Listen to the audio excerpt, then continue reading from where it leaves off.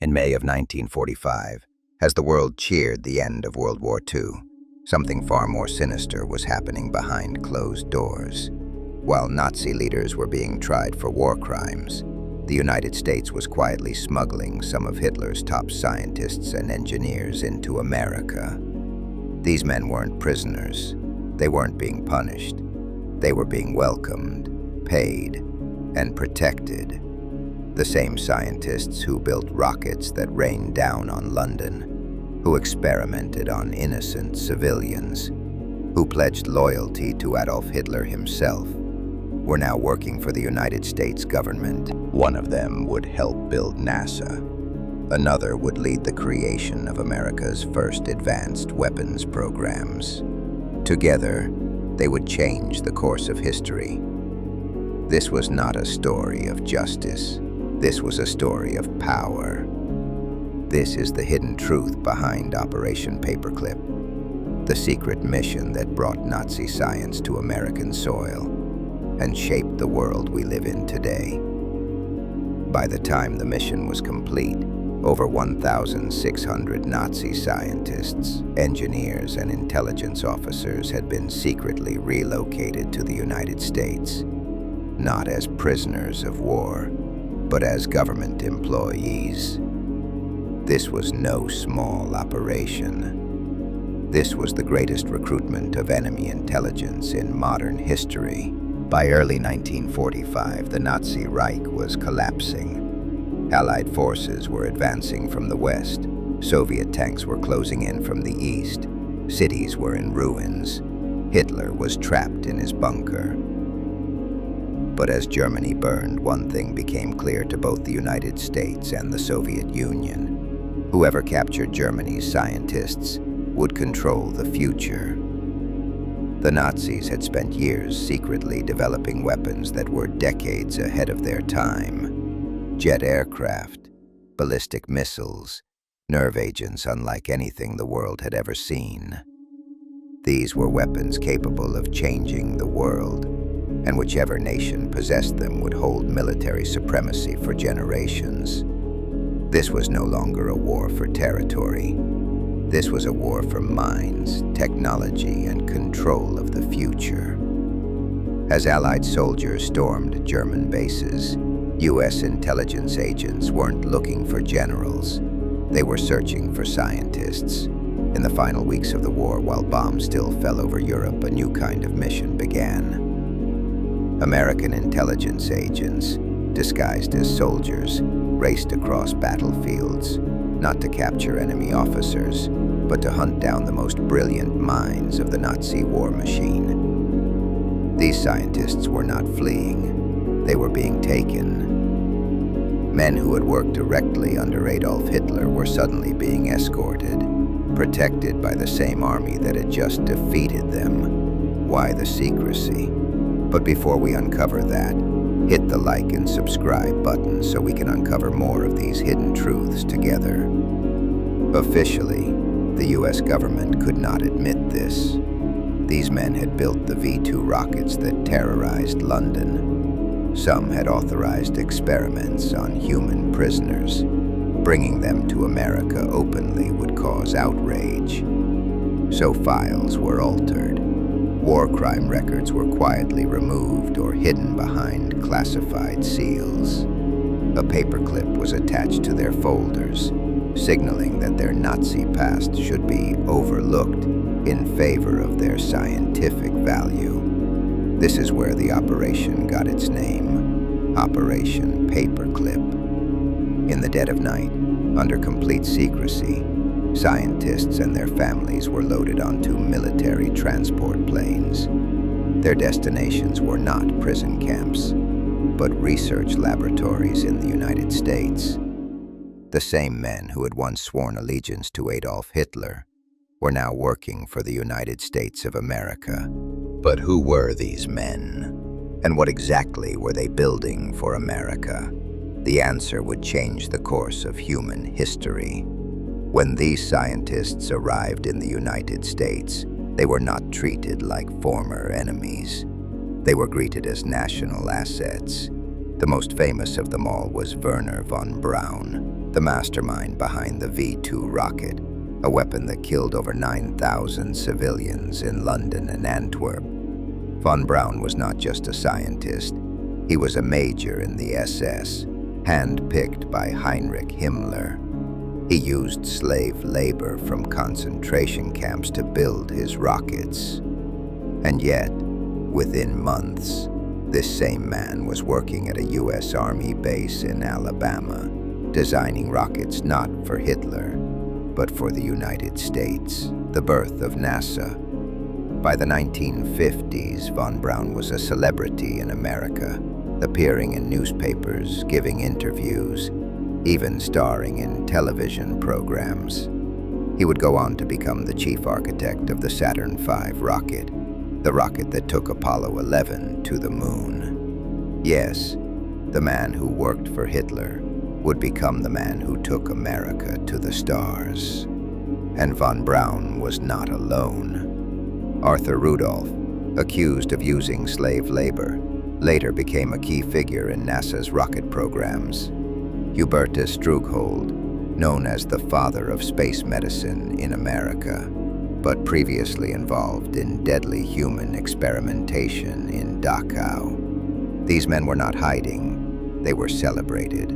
To the public, they were brilliant scientists helping the United States advance in the space race. But behind the scenes, the truth was buried under layers of classified documents and national security excuses. But while some Nazis were building America's space program, others were hired for a much darker purpose. Not to reach the stars, but to design weapons that could destroy civilization. While some Nazi scientists were building rockets for NASA, others were recruited for something far more sinister. Deep inside hidden U.S. military labs, former members of Hitler's biological warfare division were now working for the CIA and U.S. Army Chemical Corps. Dr. Kurt Blome, who had experimented with plague and tuberculosis on prisoners in concentration camps, was now working on biological weapons for the United States. Instead of facing justice at Nuremberg, he was quietly brought to America, his record wiped clean. The U.S. believed his knowledge could help them develop diseases that could be used on the battlefield. Another group of paperclip scientists was recruited into a top-secret CIA project known as MK Ultra. They were tasked with exploring mind control, interrogation techniques, and psychological manipulation using drugs, torture, and hypnosis. These experiments were directly inspired by methods used in Nazi concentration camps, and now they were being conducted on American soil. In the eyes of the U.S. government, these men were no longer war criminals. They were valuable assets in the fight against communism. The line between justice and national security had evaporated. With Nazi scientists helping to build rockets, weapons, and mind control programs, the United States was rapidly transforming. The next step would define the future of humanity. The race to control space, nuclear war, and ultimately, the world.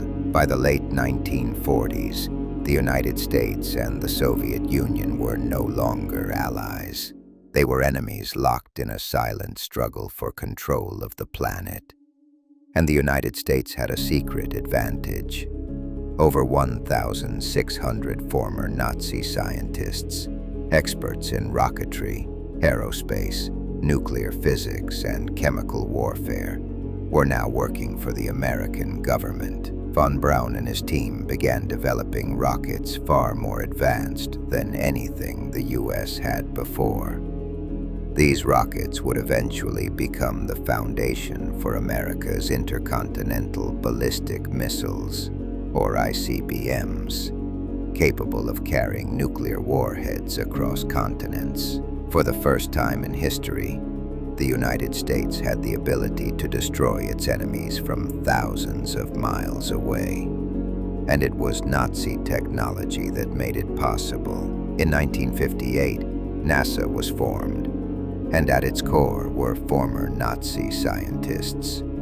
The United States proudly announced its mission: to reach the moon before the Soviet Union. But what the public didn't know was that America's journey to the stars was built using ideas first created for Hitler. With advanced engineering from German scientists, the US quickly built more powerful jets, missiles, and nuclear delivery systems. Every breakthrough in the Cold War, every leap in military power, was tied to knowledge taken from the fallen Third Reich.